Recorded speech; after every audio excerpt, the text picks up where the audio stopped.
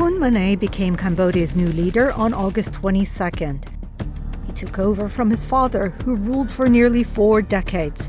Hun Sen left the post as one of the world's longest-serving prime ministers.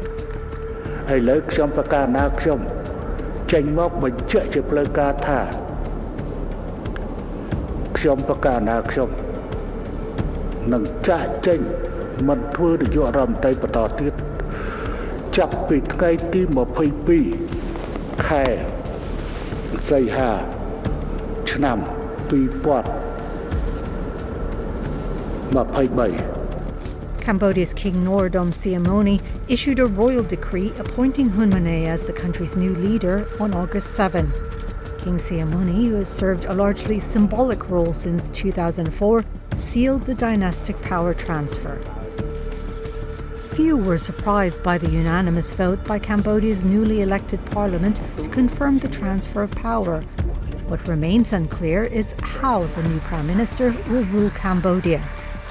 One major question is whether Hun Manet will carry out reforms or if he will uphold his father's strongman legacy.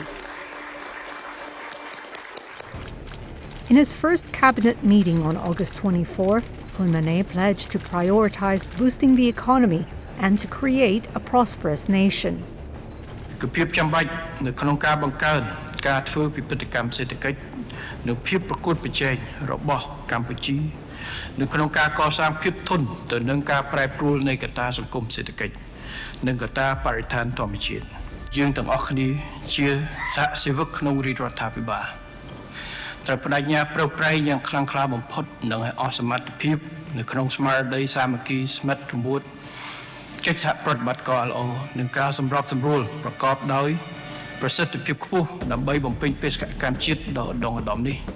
Political observers cite the new leader's background as a possible clue to the direction he will take Cambodia during a term that could last decades.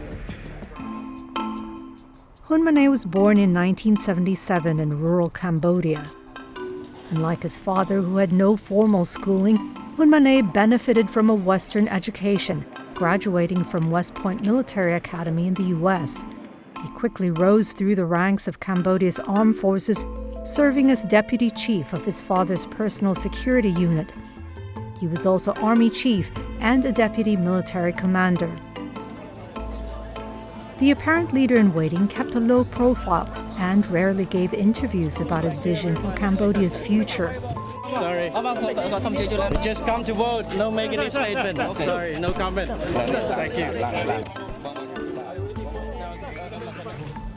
Some observers say Hun Manet's time abroad could signal a possible move away from Cambodia's long-time reliance on China. Hun Manet speaks the international language of English. And not just, more importantly, he has been exposed. He lived and studied in the US for many years. He lived and studied in the UK. He traveled to many other Western countries. They're probably having relatives, a lot more relatives in the Western countries and not China. So that's just making any potential dialogue a lot more comfortable. You know, just on a human term, humanized term, it's going to be a lot more comfortable for that rapprochement, for that opening, for that dialogue.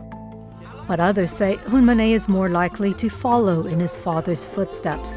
During the election campaign, he appeared to use language similar to his father's, including describing overseas-based opponents as extremists. Hun Manet has really carried himself very similarly in terms of his leadership style to that of his father. So I think that the message to the public has been quite clear that this will be a sort of rather seamless transition.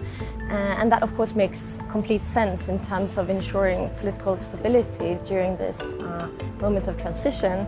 There's no sort of new leadership figure or leadership style presented that might then open up for debate, hesitation, or even doubt.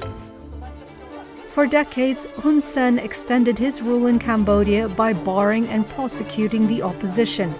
Groups that have challenged Hun Sen's party have been forced out of Cambodia's political landscape. The opposition Cambodia National Rescue Party was dismantled by Cambodia's top court and lost its elected seats in 2013. Hun Sen's current biggest threat, the Candlelight Party, was also disqualified through allegations that the group failed to file the correct paperwork.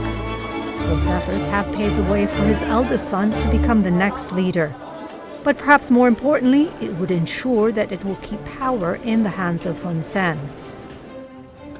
ទោះការចាក់ចេញរបស់ខ្ញុំពីនីតិប្រណិប័តន៍ក៏ប៉ុន្តែខ្ញុំមិនតាន់លាចាកពីឆាកនយោបាយនៅឡើយទេ Hun Sen will remain as head of the ruling Cambodian People's Party and president of the Senate until 2033, so it is clear he will continue to wield considerable influence. He's even left the door open to stepping back into his old role if needed. With his father remaining in the background, Cambodia's untested new leader is unlikely to show his political hand anytime soon.